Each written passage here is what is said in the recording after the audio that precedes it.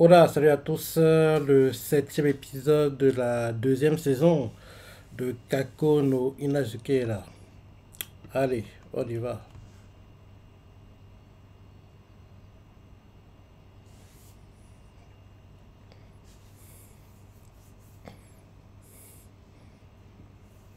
En qui l'épisode, je me rappelle bien, Ai a réussi à s'infiltrer dans leur hôtel.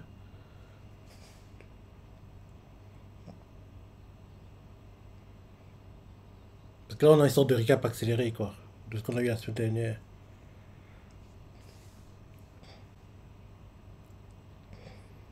Ouais, en qui l'épisode, je me rappelle bien, Ai réussit à entrer dans l'hôtel, quoi. Ouais, elle se cache dans le panier où ils mettent les draps sales, un truc comme ça. Ouais. Là, on perd un peu du temps, mais il serait temps qu'on abrège ce qu'on vit là actuellement. Et le couple Hiro, Nagi, les choses sont mises en place pour Hiro, ils deviennent vraiment un couple. Qu'on voit comment le couple grandit et derrière se sépare. Parce que, oui, le but de l'anime et du manga, c'est que Nagi termine avec Erika. Mais pour qu'il termine avec Erika, il faut qu'il en prenne conscience. Il faut aussi qu'elle en prenne conscience. Et pour qu'ils en prennent conscience, les deux, il faut d'abord qu'en gros, ils comprennent leurs sentiments. Pour comprendre leurs sentiments, Nagi doit être en couple avec Hiro. Comme ça, il verra que l'idée des troupes Hiro était bien, mais la pratique n'est pas si simple que ça. Et qui comprend petit à petit que ouais, c'est que le comprend le mieux, c'est Erika. Donc, finalement, lui et Hiro, le couple se termine et il se met avec Erika et le couple se forme. Bien sûr, Ai, l'ami d'enfance et sa sœur adoptive doit bien sûr abandonner toute possibilité, quoi. Parce que donc, qu'elle veut ou non, aucune chance. Allez, fin de l'opening.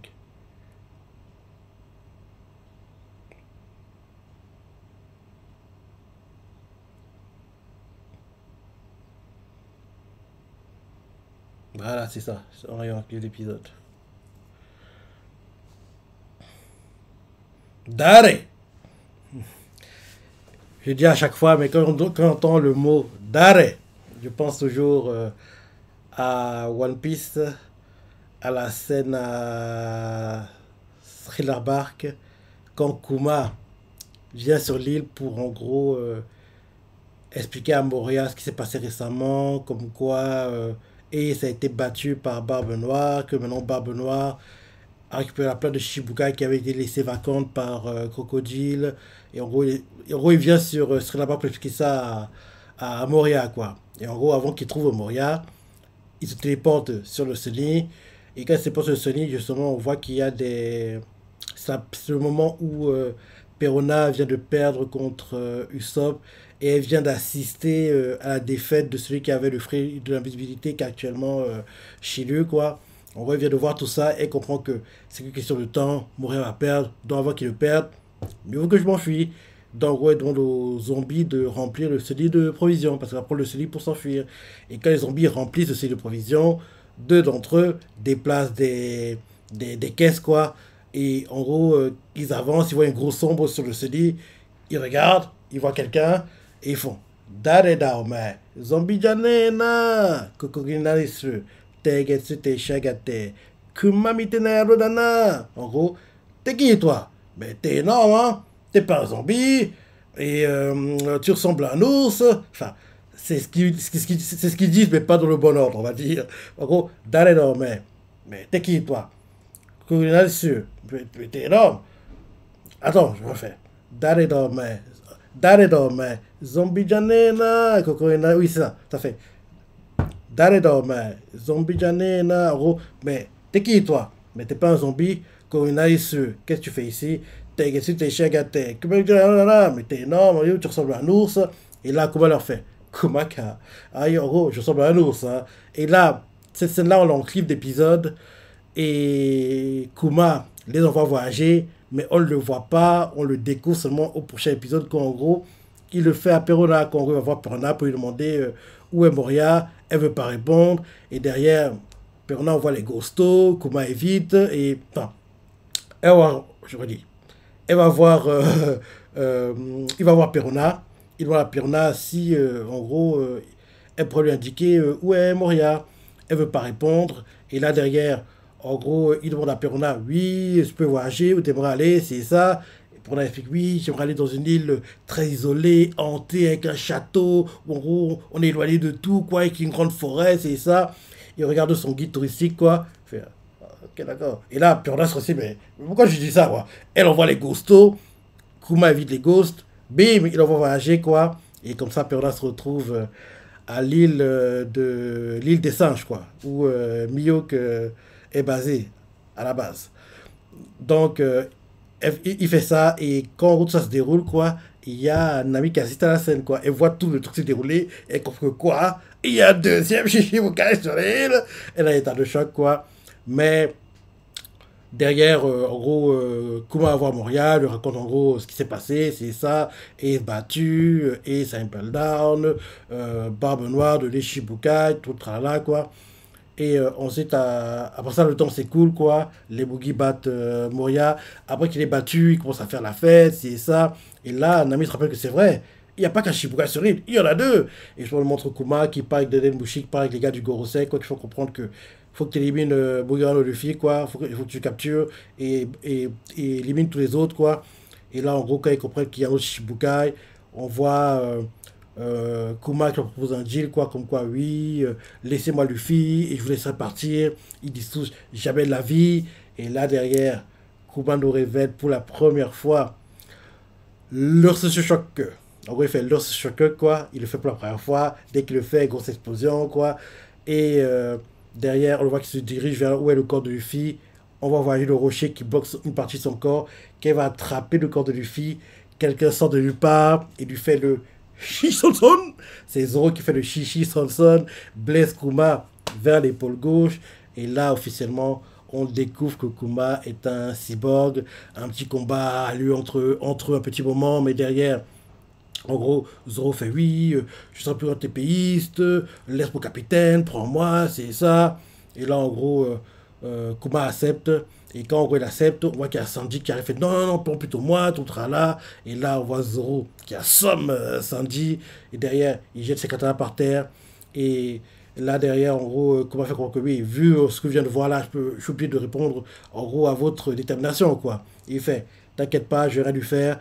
Il prend le corps de Luffy, il sort la douleur du corps de Luffy, quoi, la grosse boule de douleur rouge, quoi, et derrière il fait à Zoro, test pour voir, il envoie une boule, quoi, on dirait que Zoro lui tire de l'intérieur du corps, quoi, tellement c'est intense, il tombe par terre, il a du mal à respirer, et là il lui fait, allons ailleurs, quoi, il voit ailleurs, et Zoro entre volontairement dans la boule de douleur, derrière la scène, les bras croisés, de sang partout, il ne s'est rien placé, blablabla.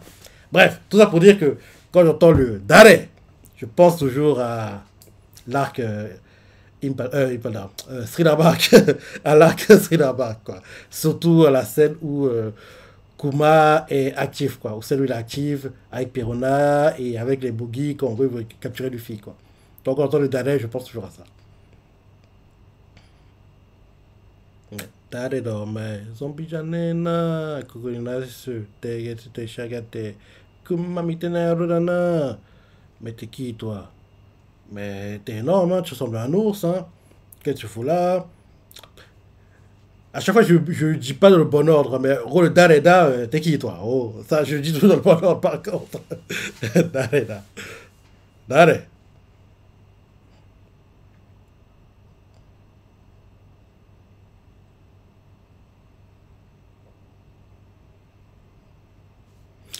C'est vrai qu'on ne voit pas souvent le frère, hein.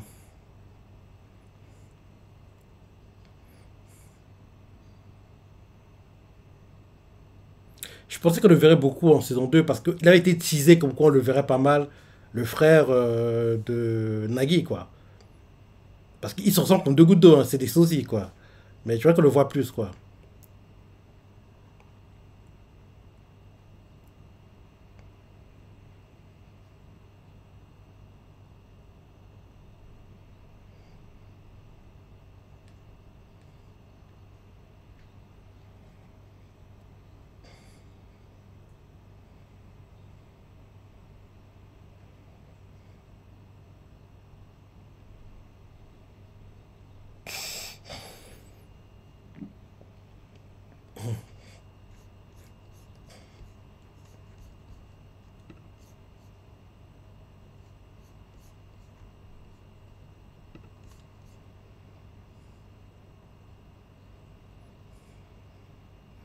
Un dragon, un ryu contre un ours, contre un tigre.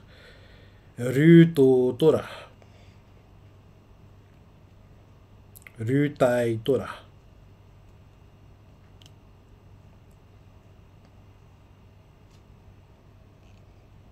Mhm.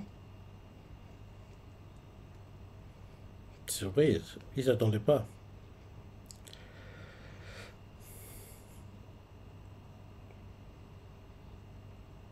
Et là, la chanson qu'il chantait, l'ami d'enfance, j'ai pas encore regardé, j'ai pas encore essayé de la chercher, hein. Parce que rappelle-toi, quand il y a eu Flashback Syndrome, j'ai tout fait pour la trouver rapidement. Quand on a eu Beautiful Colors dans Casual Go, j'ai tout fait pour la trouver rapidement. Quand on a eu. Comment ça s'appelle déjà? euh, Comment ça s'appelle déjà? L'exorcisme. Avec le CU de Jean de Shingeki. Dans. Comment ça s'appelle déjà l'OST? L'exorcisme. Hunting Soul, voilà. Quand on a eu Hunting Soul, quoi, j'ai tout fait pour la trouver rapidement. Mais par contre, l'OST que chante la vie d'enfance, quoi, j'ai même pas encore cherché, hein, pour voir que je la trouve. Parce que j'ai plutôt apprécié d'ailleurs. Mais oui, mais c'est vrai qu'elle n'est pas au niveau d'un Hunting Soul, d'un Beautiful Colors, d'un Flashback Syndrome. Elle n'est pas à ce niveau-là, quoi. Mais elle est plutôt sympa. Elle est plutôt sympa. Même l'opening qu'on a eu récemment de One Piece, ça fait 2 semaines qu'on l'a maintenant. Pareil, quand en gros euh, il est sorti tout fait plus rapidement, quoi. Parce qu'en général, les openings de One Piece, j'écoute sans écouter, quoi, entre guillemets. Mais, bizarre, mais le dernier qu'on a eu, je trouve que c'est l'un des rares que dès la première écoute, j'ai senti, nah, ça c'est du opening. Ça c'est un très gros opening. Dès la première écoute, quoi. En gros, quand je regardais l'épisode en live réaction, quoi, j'ai compris que l'opening était top. Donc en général, il me faut des dizaines, des épisodes de One Piece, quoi. En fait, l'opening est plutôt sympa, en fait. À force d'écouter, à force d'écouter, dans Raw, oui, tu t'habitues tellement que tu commences un petit peu à apprécier, quoi. Euh, alors que celui qu'on a eu il y a 2 semaines, quoi. Dès la première écoute, j'ai adoré, quoi. En plus, comment les highlights de la suite de l'arc sont mis en avant, c'est aussi ça qui rend l'opening meilleur, quoi.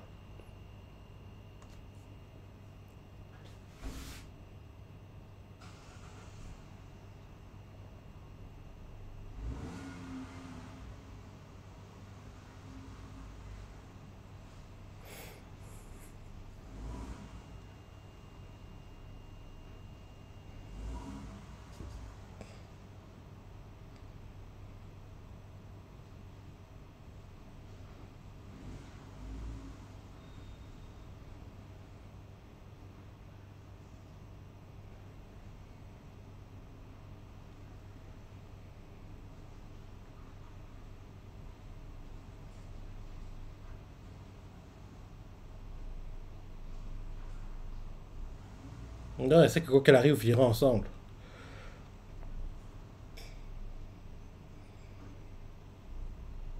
Ben oui, ton frère, il est toi, tu le vois.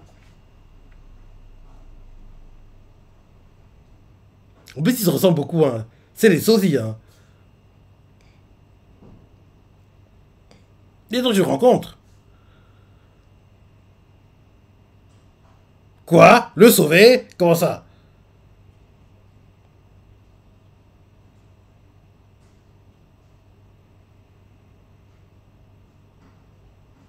Comment ça, le sauver?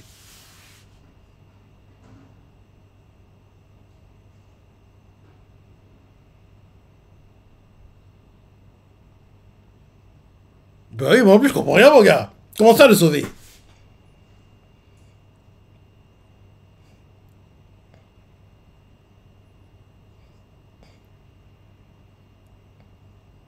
Non, faut qu'il trouve son frère. Eh ben, il peut pas lui dire.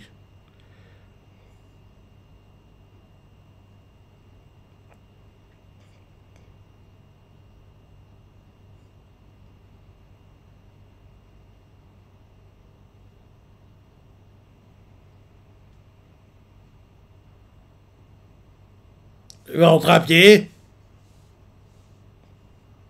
Elle abuse.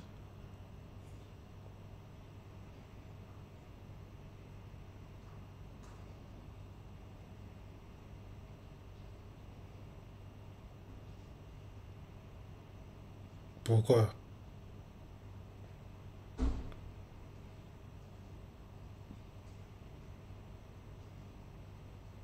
Des raisons de sécurité. C'est une excuse bidon. Oh, qui vivent ensemble depuis tellement de moments.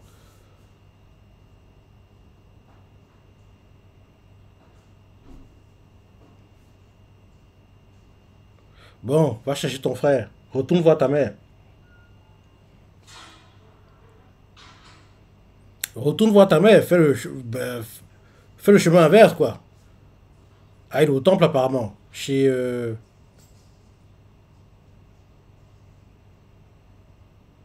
Il est au temple chez Hiro, apparemment. Oui, c'est au temple chez Hiro. Oui, oui, oui, là, voilà, voilà, voilà. C'est Hiro. Il va vivre chez Hiro.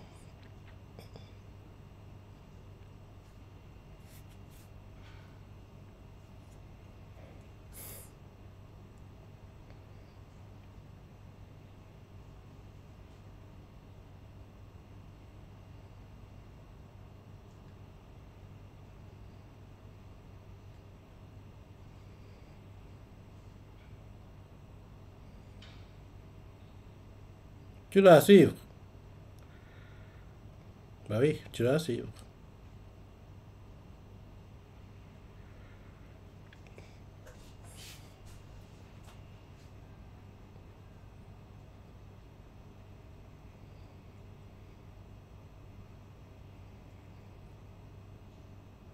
Pourquoi elle parle pas?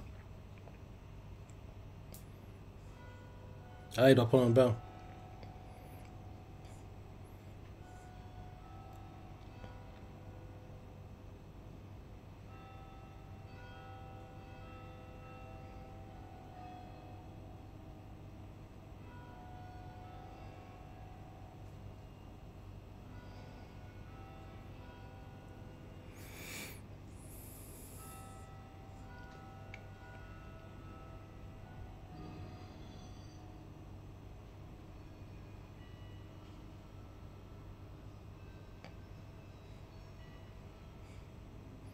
C'est comme ça elle purifie son corps avec le sel et tout.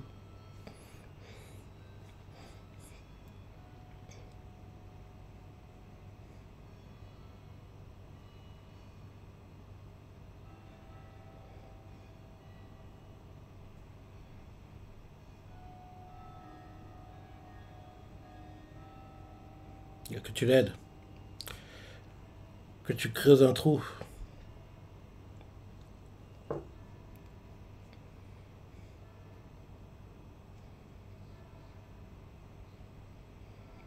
Elle va l'enterrer vivant peut-être. Juste la tête qui sortira.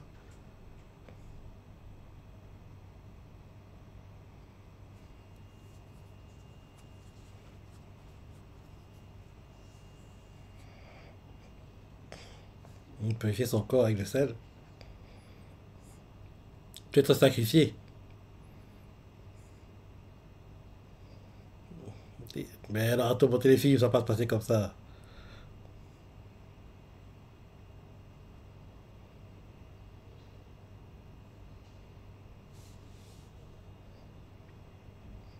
Arrête de monter des films, mon gars.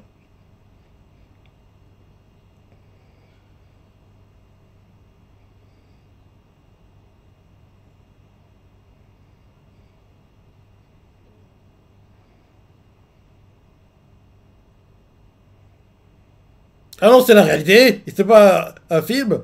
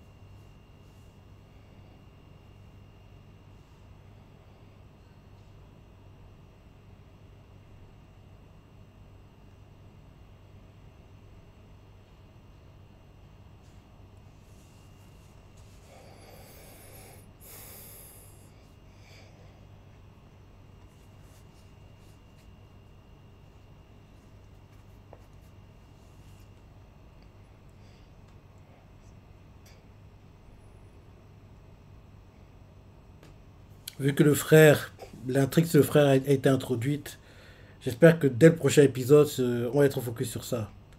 En gros, la recherche, que les deux se rencontrent, et qu'est-ce que sa mère veut dire par il peut le sauver.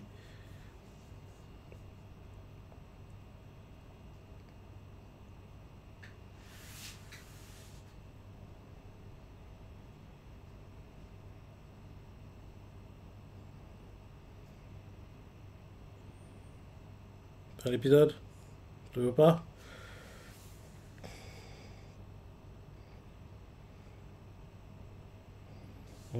Elle va avoir un aperçu de ce que aurait pu être sa vie si elle vivait avec ses parents biologiques.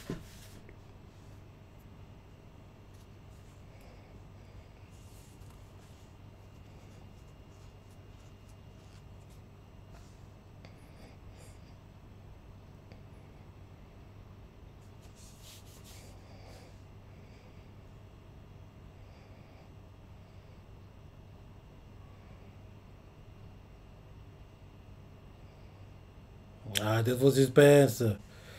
Genre, on va croire que c'est réel. Ils sont mineurs, arrêtez ça. Bref, j'ai hâte qu'on voit le frère. J'ai hâte qu'on voit le frère de.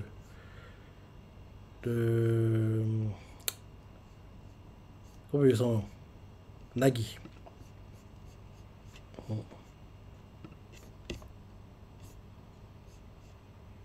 Sinon, l'épisode était plutôt moyen, hein. Pas mauvais, mais pas non plus génial, quoi.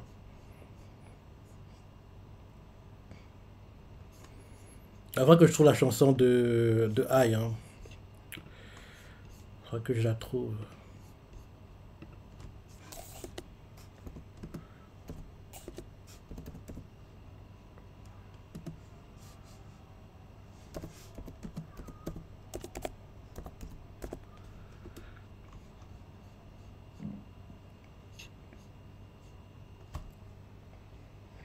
Le ending, pareil, il est pas dingue.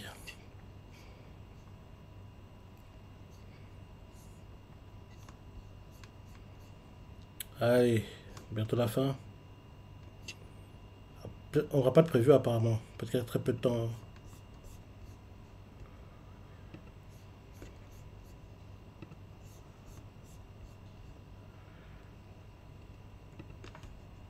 Ouais, pas de prévu. Ouais, comme je dis, moyen l'épisode, pas mauvais, pas génial non plus, mais ça allait quoi. J'espère qu'on va plus attaquer l'intrigue sur le frère aîné, qu'on découvre en gros ce qu'il fait et oui, qu'est-ce que Nagui peut faire pour lui sauver la vie quoi. Donc voilà l'épisode, je vous en ai pensé, partage préféré, laissez commentaires, like et... Allez, salut!